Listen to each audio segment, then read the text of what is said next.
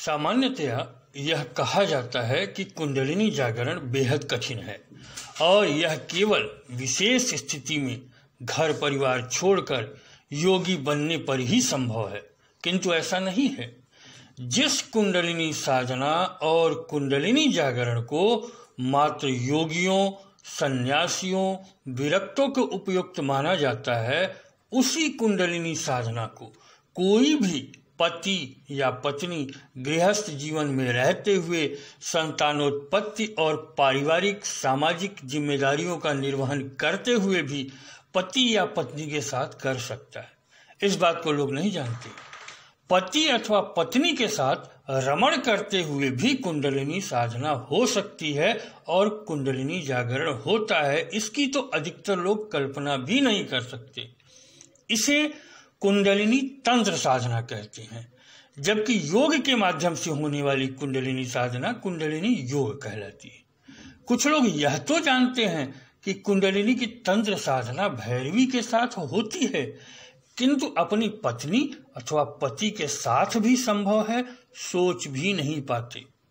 सोचिए कितना अच्छा होगा जब भैरवी न खोजनी हो, कोई सुविधा न जुटानी हो, मात्र अपने ही जीवन साथी के साथ भोगरत रहते हुए भी सभी आध्यात्मिक शक्तियां भी मिल जाएं, सिद्धियां और शक्तियां भी मिल जाएं। यह संभव नहीं, संभव है।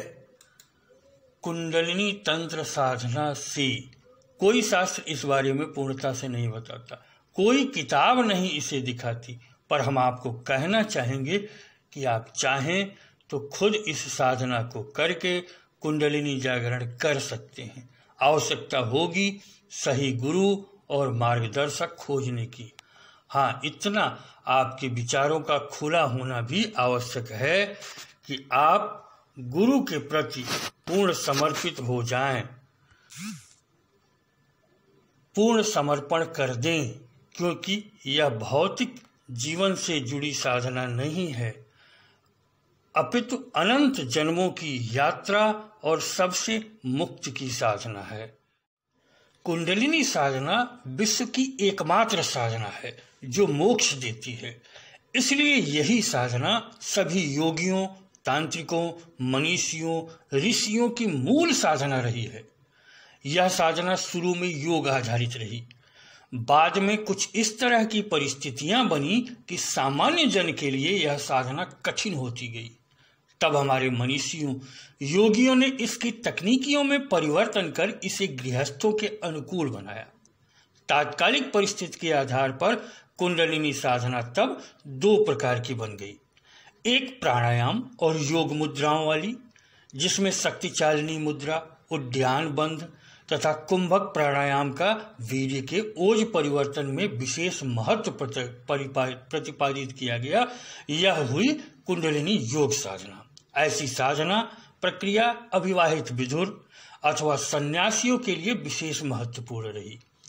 यह निवृत्त मार्गी साधना उनके लिए उपयुक्त नहीं रही जो गृहस्थाश्रम में रहकर परिवारी जनों के कर्तव्य कर्म पूर्ण करते हुए साधना रत रहना चाहते थे, जिनके लिए स्त्री संग आवश्यक होता था, क्योंकि इसमें स्त्री संग की मनाही थी। अब गृहस्थ बिना स्त्री के नहीं चलता और सन्यास स्त्री के रहते नहीं चलता। परंतु जहां तक साधना के विकास का प्रश्न है अथवा आत्मोत्थान का प्रश्न है, क्या गृहस्थ और क्या सन्यासी, क्या स्त्री क्या पुरुष सभी समान अधिकार रखते हैं और सभी आवश्यकता महसूस करते हैं, आवश्यकता अनुभव करते हैं। सबको यह चाहिए। ऐसे प्रवृत्ति मार्गी गृहस्थों के लिए स्त्री के साथ ही साधनारत होने का मार्ग भी ऋषियों ने खोज निकाला। निवृत्त मार्ग में जो कार्य शक्ति चालिनी मुद्रा ने किया, वह कार्य प्रवृत्ति मार्ग में संभोग मुद्रा से किया गया। शेष बंध और कुंभक अपने अपने स्थानों और कार्यों में यथावत रहे। रमण मुद्रा को अधिक टिकाऊ बनाने के लिए ऋषियों ने विभिन्न प्रकार की काम मुद्राएं, बाजीकरण विधियां तथा तांत्रिक औषधियां खोज डाली। इस प्रकार वीर्य को ऊर्ध्व गति देने के लिए जहां सन्यासी लोग भस्त्रिका का प्रयोग करते थे, वहां प्रवृत्ति मार्गी दीर्घ तांत्रिक दीर्घ संभोग का उपयोग करने लगी। इस प्रकार कुंडलिनी साधना का दूसरा प्रकार रमण मुद्राओं वाला बन गया। संभोग के कारण इस साधना में पुरुष और स्त्री का बराबर हाथ रहा। रमण एक तकनीकी क्रिया है जिसमें जनन तंत्र का उपयोग होता है। इस कारण रमण साधना तांत्रिक कहलाई। चूंकि मूलाधार का सीधा संबंध जनन तंत्र से होता है, अतः जनन तंत्र से संबंधित तांत्रिक साधना द्वारा मूलाधार का जागरण शीघ्रता से हो सकता है। जनन तंत्र के विषय में हमारी संस्कृति प्रारंभ से ही गुप्त बनाई गई। सभ्य संस्कृति वालों ने जनन तंत्र संबंधी विषय को गुप्त घोषित कर दिया, सामाजिक संरचना की दृष्टि से। इस प्रकार रमण साधना हमारे घरों में गुप्त साधना हो गई। यज्ञ का एक अर्थ संभोग भी है। जब व्यक्ति संभोग यज्ञ द्वारा कुंडलिनी साधना में रत होता है तो उस वीर्य को ऊर्ध्वगति करनी होती है। संपूर्ण रमण क्रिया में पूरे जोर शोर के साथ उस बिंदु तक चलती रहती है रमण क्रिया, जब तक कि स्खलन बिंदु न आ जाए। ज्यों ही वह बिंदु आए, संभोग यज्ञ में कुंभक प्राणायाम करके मूल बंध सहित वज्रोली मुद्रा की जाए तो वीर्य की ऊर्ध्वगति हो जाती है। ज्यों ही वह स्थिति समाप्त हो जाए, यज्ञ कार्य आगे बढ़ाया जा सकता है। रमण साधना को गुप्त घोषित किए जाने के कारण कुंडलिनी तंत्र परम गुप्त बन गया। वीर्य से तेज निर्मित होने तक की संपूर्ण प्रक्रिया संभोग के अंतर्गत आती है और संभोग रत दंपति के ऊपर प्रकाश वलय चमकना ही ऐसे रमण की पूर्णता है। इस पूर्णता में भी स्खलन नहीं है। श्रोता ध्यान देंगे, तंत्र की शुरुआत भारतीय ऋषियों योगियों द्वारा ही की गई और इसके आदि गुरु और प्रवर्तक महायोगी महेश्वर अर्थात शिव शंकर हैं। चूंकि यह खुद गृहस्थ थे, अतः इन्होंने मोक्ष का मार्ग कुंडलिनी साधना गृहस्थों के लिए अनुकूल बनाया और इसमें तकनीकी आदि का समावेश किया।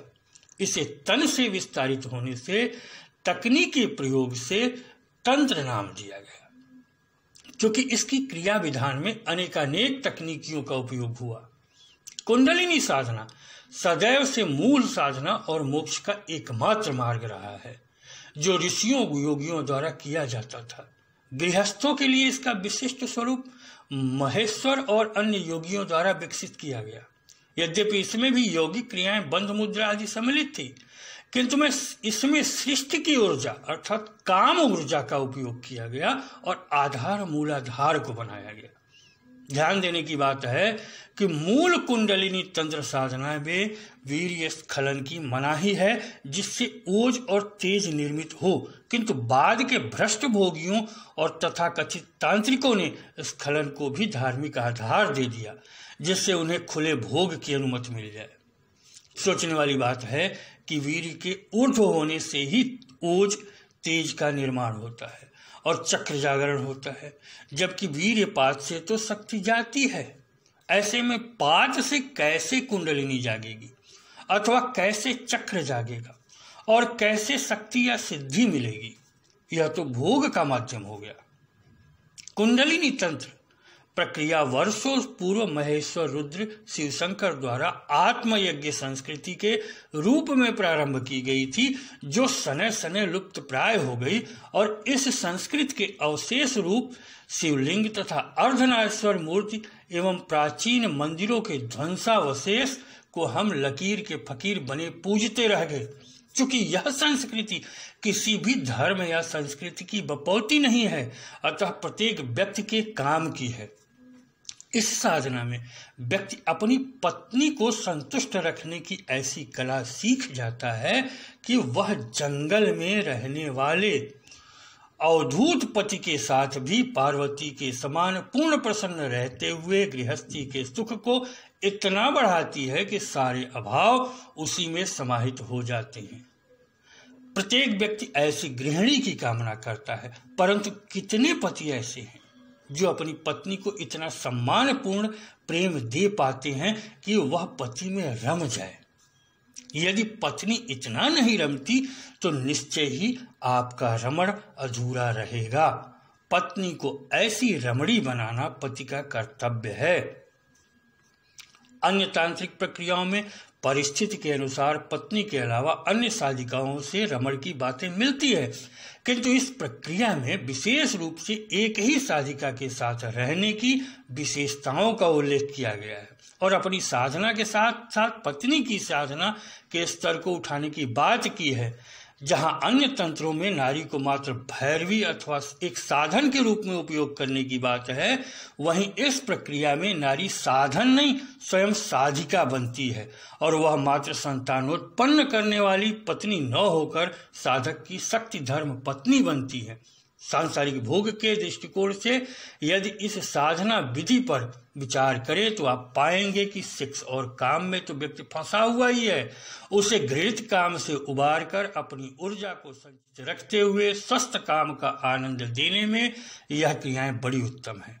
आध्यात्मिक स्तर पर यह साधना प्रक्रिया व्यक्ति को ऐसी काम तुष्टि प्रदान करती है कि साधक संभोग की लालसा से मुक्त होकर लंबे समय तक सच्चे अर्थों में ब्रह्मचारी रह पाता है और धारणा और ध्यान के अभ्यासों से आत्मा को बंधन मुक्त करने में सक्षम बनता है।